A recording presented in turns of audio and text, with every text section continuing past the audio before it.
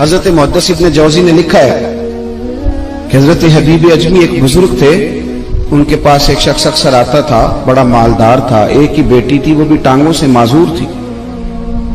تو آپ اکثر اس کو کہتے کہ تو توبہ کر، اللہ کی بارگاہ میں رجوع کر۔ ایک وقت ایسا آتا ہے کہ پھر انسان کا جب کوئی اپنا نہیں رہتا پھر اسے مصلی یاد آتا ہے، لیکن اگر مصلی کی عادت بچپن سے پڑ جائے نا تو پھر ذرا آسان ہوتا ہے اللہ سے دل لگانا۔ وہ اکثر آپ اس کو کہتے کہ ٹھیک ہو جائے کہ تو بیٹی ہے، وہ بھی بیچاری معذور ہے، تو کہاں دولت لے جائے۔ آج کرتا ہوں، ہم تاریخیں دیتے رہتے ہیں نا اللہ تعالیٰ کو معاذ اللہ کہ رمضان سے میں نے نیک ہو جانا ہے، عمرہ کر کے آؤں گا تو پھر میں پکا نمازی ہوں۔ خدا کے بندو، کس نے تجھے بتایا کہ رمضان تک تو زندہ رہے گا؟ کس نے خبر کی کہ عمرہ کرنے تک تو بچے گا؟ حضرت حبیب اجمی اس کو کہتے تو کہتا بڑی جلدی ٹھیک ہو جاؤں گا۔ ایک دن سویرے سویرے توبہ کرنے آ گیا۔ آپ نے فرمایا کیا ہوا؟ تو کہنے لگا حضرت جی کل ایک 15 سال کا نوجوان ملا ہے اور مجھے توبہ کرا گیا۔ مزہ ہی اس عمر میں اللہ اللہ کرنے کا، نبی کریم سے محبت بھی کرنی ہو تو یہی عمر ہے۔ عشق لگا سی کھیڈاں کھیڈ دینی تے پھر مینوں کھیڈاں بھول گئیاں، کجل پایا سی میں یار دے ویکھنے نو، پھر او دی یاد وچ روندیاں ہی ڈول گئیاں۔ حیدر شاہ اس گلی کدے نہ رولدی پر ہن تے رولدی رول گئیاں۔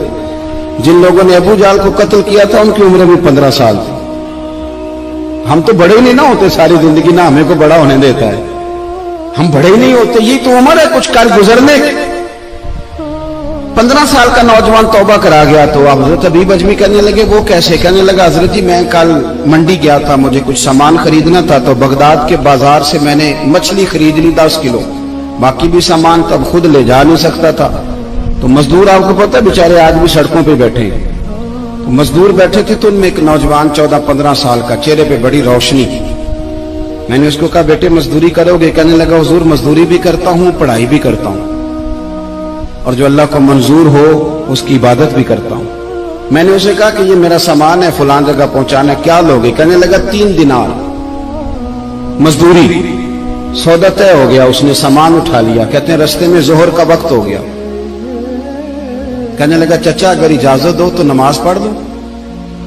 15 سال کا جواب۔ کہتے میں رکھ کے نا وہاں سامان تو پھٹے پہ بیٹھ گیا، وہ نماز پڑھنے چلا گیا، باقی لوگ دیر سے آئے، وہ بچہ جلدی آ گیا۔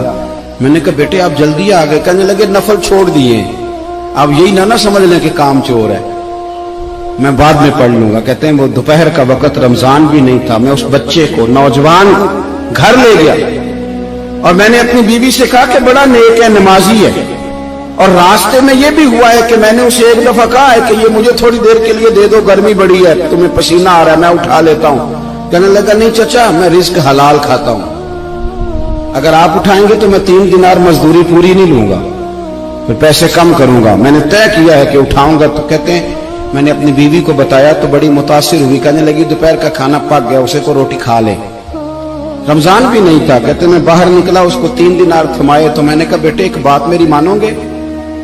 کہنے لگا بتائیے۔ میں نے کہا کھانا پکائے کھا لو۔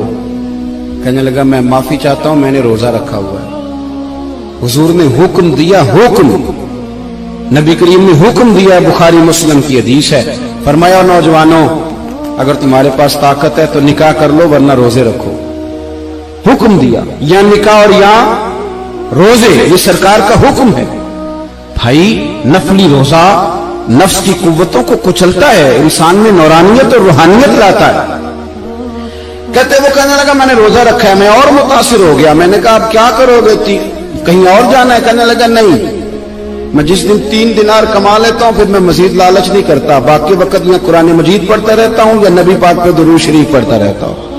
اب بتائیں تو میں نے کہا کہ افطار میرے ساتھ کر لو۔ کہتے ہیں میں اسے مسجد چھوڑ آیا اور خود میں لوٹ آیا، افطار کے بعد میں اسے لایا، کھانا کھلایا، عشاء پڑھی، اس کا گھر دور تھا، میں نے ڈرائنگ روم کھول دیا، بیٹھک کھول دی، وہیں وہ سو گیا۔ میری 20 سال کی معذور بچی کبھی چل نہیں سکتی تھی، کوئی طبیب کوئی حکیم میں نے چھوڑا نہیں تھا اس کو دکھایا نہ ہو، ایک ہی بیٹی وہ بھی معذور پیدائشی۔ اس کے کمرے میں گئے، میاں بیوی سے کھانا کھلا اور بتایا بیٹے ایک نوجوان ہے، بڑا نیک ہے ہمارے گھر میں، آج بڑا پرہیزگار۔ پتہ ہے حضور نے کیا فرمایا؟